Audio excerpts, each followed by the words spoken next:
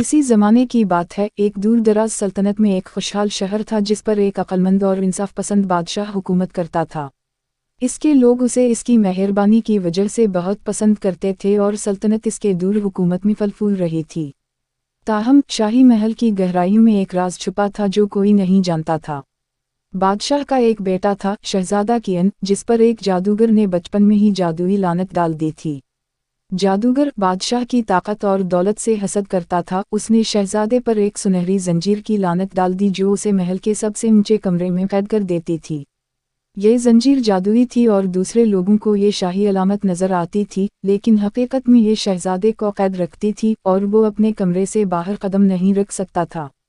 बादशाह और इसके चंद करीबी मुशीर ही इस जंजीर की हकीकत से वाकिफ थे। शहजादा कियन अपने कमरे में बंद होकर दुनिया को खिड़की से देखता रहता था और किले के बाहर की दुनिया में जाने के लिए तरसता रहता था। उसने बहादुरी के किस्से सुने थे, जंगलात में छुपे हुए अजीब वाओ गरीब मखलूक़ात के बारे में और समंदरों में छुपे खजाने के बारे में। लेकिन जब भी वो बाहर जाने की कोशिश करता, सुनहरी जंजीर उसे अपनी कैद की याद दिला देती। दौलत और शाही हैसियत के बावजूद वो अपने ही महल में कैदी की तरह महसूस करता था। एक दिन लैला नामी एक नौजवान औरत, जो महल में खादिमा थी, शहजादे को खाना पहुंचाने आई। इसने शहजादे की आंखों में देखा और पूछा कि वो कभी कमरे से बाहर क्यों नहीं आता।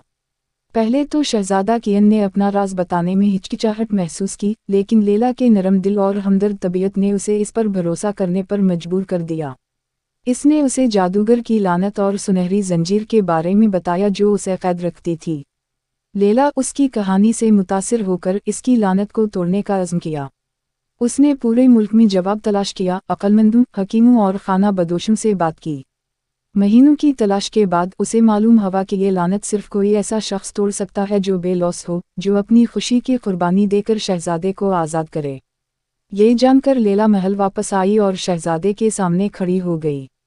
इसने सुनहरी जंजीर को अपने हाथों में पकड़ा और अपनी मोहब्बत और बहादुरी के साथ शहजादे की आज़ादी की ख्वाहिश की। जंजीर चमकी और फिर टूट गई और शहजादा हमेशा के लिए कैद से आज़ाद हो गया। लेकिन जैसे ही लानत टूटी, लैला की जिंदगी धीरे धीरे ख़त्म होने लगी। इसकी बेग़रज़ी ने शहजादे को बचा लिया, लेकिन अपनी ज़िंदगी की कीमत पर। शहजादा कियन, जो अब आज़ाद था, ने उसे अपने बाजों में लिया जब उसने अपने आखिरी अल्फाज में कहा, अपनी ज़िंदगी पूरी तरह जियो, हमारे दोनों के लिए।